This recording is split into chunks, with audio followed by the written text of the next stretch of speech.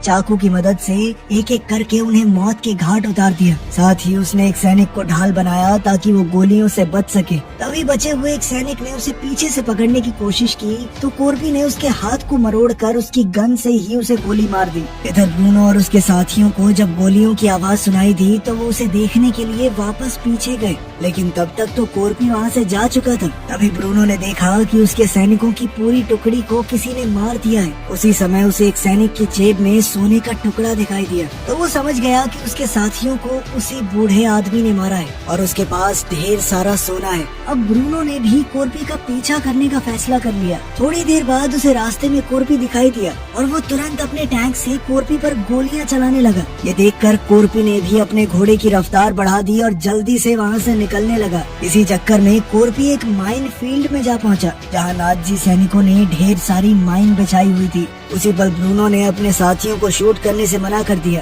और हंसते हुए कहा कि ये बूढ़ा आदमी कुछ ही पलों में खुद ही ब्लास्ट हो जाएगा। तभी अचानक कोर्पी के घोड़े ने एक माइन पर पैर रख दिया जिससे वहाँ पर जबरदस्त धमाका हो गया और कोर्पी बुरी तरह घायल हो गया। इस धमाके में उसके घोड़े ने अपनी जान गंवा दी। फिर ब्रूनो ने वहाँ आकर देखा कि कोर्पी अपना सोना उठाकर बैग में रख रहा था, लेकिन वो वहीं रुक गया और कोर्पी को देखता रहा। सच तो ये था कि वो सोना उठाने के लिए माइनफील्ड में जाने का खतरा मोल नहीं लेना चाहता था, इसीलिए वो कोर्पी के मरने का इंतजार करने लगा। अब जैसे ही कोर्पी ने सोना उठाया तो ब्रूनो ने अपने सैनिकों को कोर्पी को मारने का आदेश दे दिया, लेकिन कोर्पी भी कोई ऐरा गहरा फौजी नहीं था। उसने सोने के साथ एक पत्थर उठाया और सीधा एक माइन पर निशाना लगाया जिससे वहाँ जबरदस्त धमाका हुआ। ब्लास्ट के धुएं का फायदा उठाकर कोर्पी वहीं छुप गया। अब नाजी सैनिक उसे मारने के लिए धुएं में गोलियां चलाने लगे, लेकिन कोर्पी एक ढाल की मदद से बचता चला गया। थोड़ी देर बाद ब्रूनो ने एक सैनिक को भेजा कि देख क्या बुड्ढा मरा या नहीं,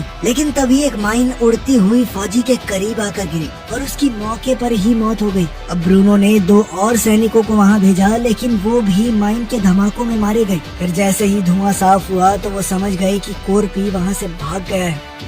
ये देखकर ब्रूनो गुस्से में आग बबूला हो गया। अब उसने 2 फिनलैंड की औरतों को अपनी ढाल बनाकर माइन पार करने का फैसला किया। तब वुल्फ सबसे ज्यादा डरी हुई औरतों को पकड़कर लाया और उन्हें टैंक के आगे चलने को कहा। इधर ब्रूनो ने उस जगह की जांच की तो उसे कोर्पी के कुत्ते का टैग मिल गया। कुछ देर बाद जब नाजी सैनिक माइन फील्ड को पार कर रहे थे तो ब्रूनो ने टैंक के अंदर मौजूद रेडियो के इस्तेमाल से कोर्पी के बारे में जानकारी निकालने की कोशिश की। तब उसे हेड ऑफिस से चेतावनी मिली कि जिस बूढ़े आदमी का वो पीछा कर रहा है उसका नाम कोर्पी है और अगर वो उसे ढूंढ रहे हैं तो तुरंत ये सब बंद कर दें। ऑफिसर ने कहा कि तुम लोग बेहद किस्मत वाले हो जो कोर्पी के साथ आमना सामना होने के बाद भी जिंदा बच गए। असल में दूसरे विश्व युद्ध के दौरान कोर्पी को सबसे खतरनाक कमांडो माना जाता था और कोई भी उससे टक्कर नहीं लेना चाहता था। वहीं ब्रूनो को ये भी पता चला कि युद्ध के दौरान रूसी सैनिकों ने कोर्पी के पूरे परिवार को बेरहमी से मार डाला।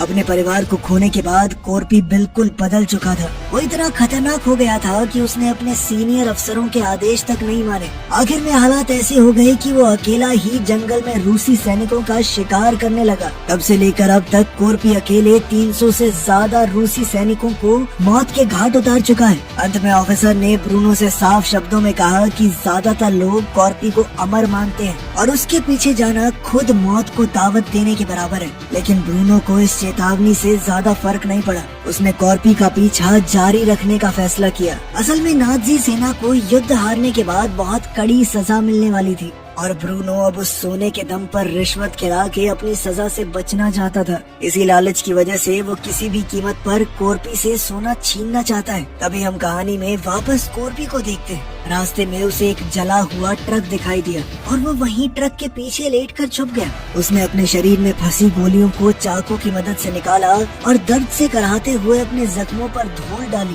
ताकि खून रुक जाए।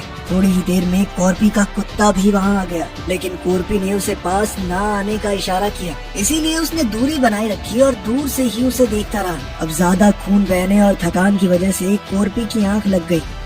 इधर कुछ ही घंटों में नाजी सैनिक उस इलाके में आ पहुँचे। उनकी आहट सुनते ही कोरपी की नींद खुल गई और उसने देखा कि नाजी फौजी उसे ढूंढने के लिए खोजी कुत्तों का सहारा ले रहे हैं। हालात भांपते हुए कोरपी तुरंत ट्रक के नीचे छुप गया और वहाँ से उनकी हर हरकत पर नजर रखने लगा। फिर जैसे ही नाजियों का ट्रक आया, कोरपी तुरंत चुपके से उनके ट्रक के नीचे घुस गया और उसके फ्यूल टैंक को काट दिया। जल्द ही पेट्रोल उसके शरीर पर गिरने लगा, जिससे उसके शरीर की गंध दब गई और कुत्तों को उसके होने का कोई सुराग नहीं मिला। मजबूर होकर नाजी सैनिकों ने कोरपी को पकड़ने के लिए एक नया आइडिया लगाया और वहीं पर डेरा डाल लिया। थोड़ी देर बाद जब कोरपी ने वहाँ से निकलने की कोशिश की तो अचानक एक कुत्ते ने उसे देख लिया और जोर जोर से भौंकने लगा। इस वजह से सैनिकों का पूरा ध्यान उस पर चला गया और वो कोरपी पर गोलियां बरसाने लगे। इस दौरान एक गोली सीधा कोरपी के पैर में जा लगी, फिर भी वो हिम्मत दिखाते हुए वहाँ से भाग निकला। ये सब देखकर ब्रूनो ने अपने कुत्तों को कोरपी के पीछे छोड़ दिया। अब कुत्तों से जान बचाने के लिए कोरपी ने अपने शरीर में आग लगा ली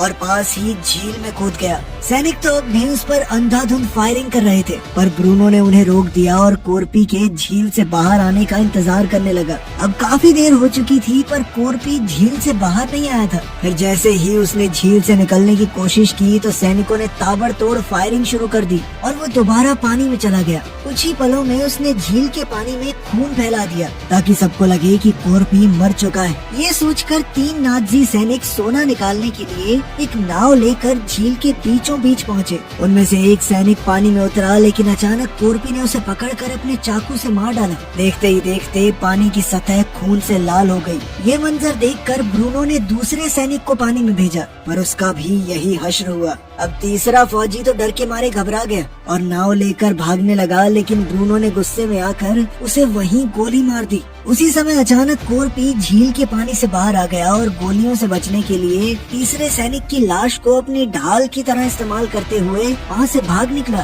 तभी ब्रूनो की नजर झील के किनारे खड़े कोरपी के कुत्ते पर पड़ी, जो अपने मालिक तक ना पहुँच पाने की वजह से बेबस होकर रो रहा था। कोरपी के कुत्ते को देखकर ब्रूनो के दिमाग में एक नया और खतरनाक प्लान तैयार हो गया। दूसरी ओर लगातार कई घंटे चलते रहने के बाद कोरपी आखिरकार एक शहर में पहुंचा, लेकिन वो शहर पूरी तरह उजड़ा हुआ था।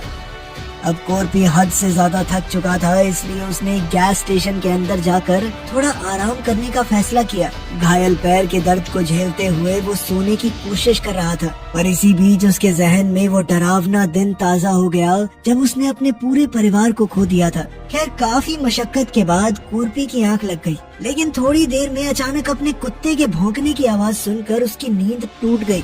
जागते ही वो अपने कुत्ते से मिला, लेकिन उसी पल उसे एक भयानक सच्चाई का एहसास हुआ।